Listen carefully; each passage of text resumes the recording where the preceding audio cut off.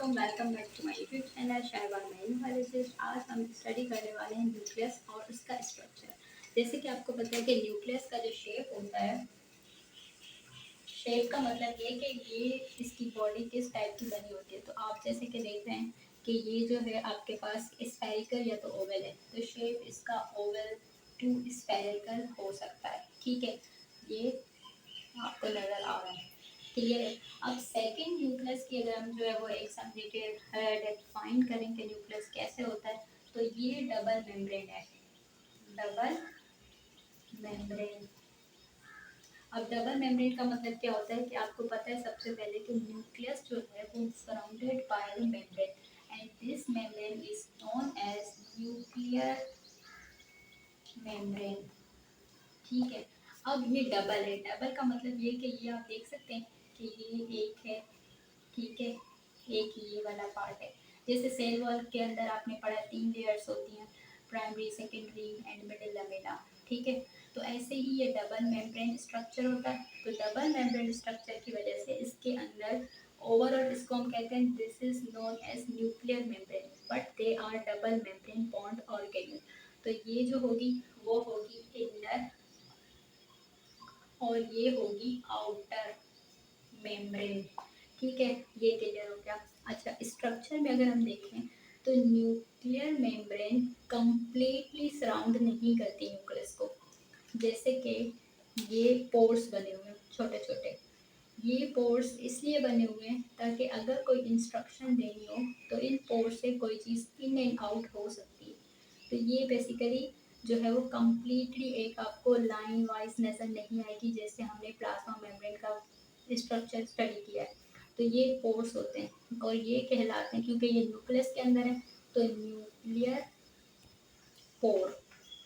और इसकी membrane, nuclear membrane is porous like, और ये सारे पोर्स हैं जितने भी मैंने यहाँ पे ड्रॉ करके रखे हैं, ये सारे न्यूक्लियर पोर कहलाते हैं। अच्छा, अब आपने जैसे कि और जो है मजीद इसको पढ़ा होगा कि न्यूक्लियर मेम्ब्रेन सराउंड कर रही है, it means it is separating the nucleus from the cytoplasmic other organelle as well as the cytoplasm. तो इसके अंदर जो special jelly like fluid present होता है वो होता है न्यूक्लियोप्लाज्म। ठीक है, न्यूक्लियोप्लाज्म ये जो है स्ट्रक्चर दैट इज न्यूक्लियोप्लाज्म। और ये स्पेशल टाइप ऑफ जो होगा साइटोप्लाज्म की तरह, बट इसको हम न्यूक्लियोप्लाज्म कहते हैं। अब एक और आपका जो ये वाला डार्क डार्क बैंड्स नज़र आते हैं, तो ये आपके पास है सबसे most important, that is the chromatin material.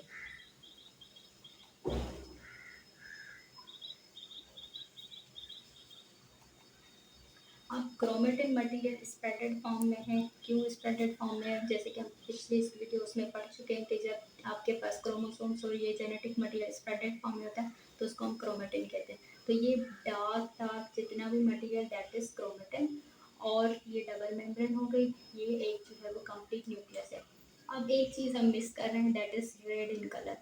तो nucleus itself a brain of the cell, but हम ये भी पढ़ते हैं कि हमारे पास जो न्यूक्लियस है उसकी एक्टिविटी को कंट्रोल करने के लिए भी एक छोटा सा ब्रेन है, that is known as nucleolus. ये न्यूक्लियोलस से मतलब कि आपके जो न्यूक्लियस है उसको कंट्रोल करता है। तो ये ओवल शेप होता है और छोटा सा, समटाइम ये डार्क भी होता है, और इसको हम जो है वो न्यूक्लियोलस कहते हैं। तो ये सारा स्ट्रक्चर ऑफ न्यूक्लियस है, आप इसको ऐसे ही याद रखें, डबल मेम्ब्रेन स्ट्रक्चर है और मेम्ब्रेन जो है वो स्पेशल है तो उसको हम न्यूक्लियर मेम्ब्रेन कहेंगे। इट इज़ पोरस लाइक, इसके अंदर पोर्स होंगे। अगर जैसे कि प्रोटीन सिंथेसिस में मैसेंजर आरएनए जो है वो आपको पता है कि सेल के इनसाइड द न्यूक्लियस है, तो वो मैसेज लेके साइटोप्लाज्म के पास बाहर आता है। ठीक है, तो ये पोर्स जो है वो इन एंड आउट का काम करते हैं। Thank you.